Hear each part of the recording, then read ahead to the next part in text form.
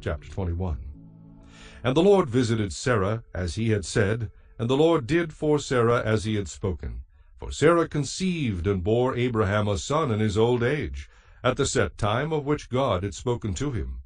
And Abraham called the name of his son who was born to him, whom Sarah bore to him, Isaac. Then Abraham circumcised his son Isaac when he was 8 days old, as God had commanded him. Now Abraham was 100 years old when his son Isaac was born to him.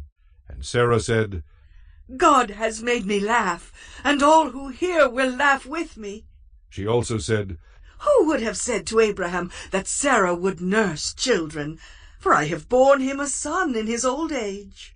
So the child grew and was weaned.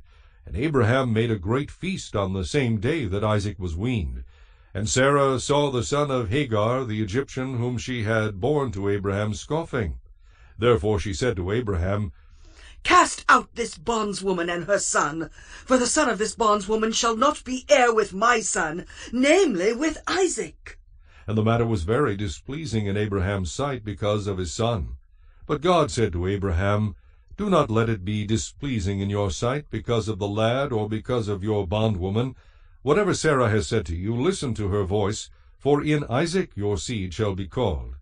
Yet I will also make a nation of the son of the bondwoman, because he is your seed.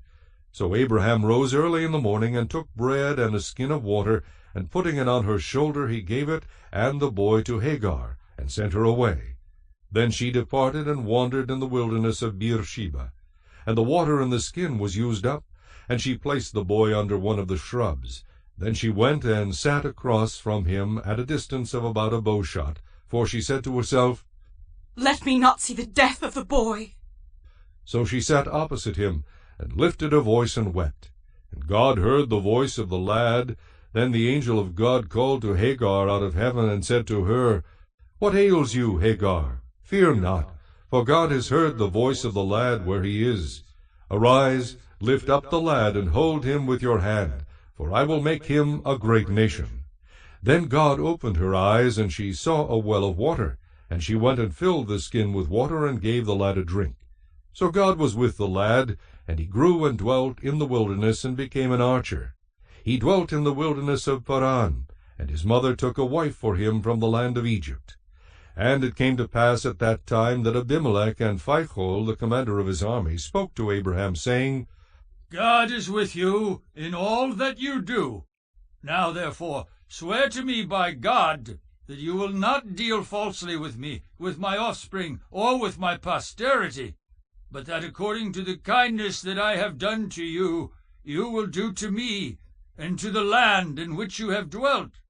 And Abraham said, I will swear. Then Abraham rebuked Abimelech because of a well of water which Abimelech's servants had seized. And Abimelech said, I do not know who has done this thing. You did not tell me, nor had I heard of it until today. So Abraham took sheep and oxen, and gave them to Abimelech, and the two of them made a covenant. And Abraham set 7 ewe lambs of the flock by themselves. Then Abimelech asked Abraham, What is the meaning of these 7 ewe lambs which you have set by themselves? And he said, You will take these 7 ewe lambs from my hand, that they may be my witness that I have dug this well. Therefore he called that place Beersheba, because the two of them swore an oath there. Thus they made a covenant at Beersheba. So Abimelech rose with Phicol, the commander of his army, and they returned to the land of the Philistines. Then Abraham planted a tamarisk tree in Beersheba, and there called on the name of the Lord, the everlasting God. And Abraham stayed in the land of the Philistines many days.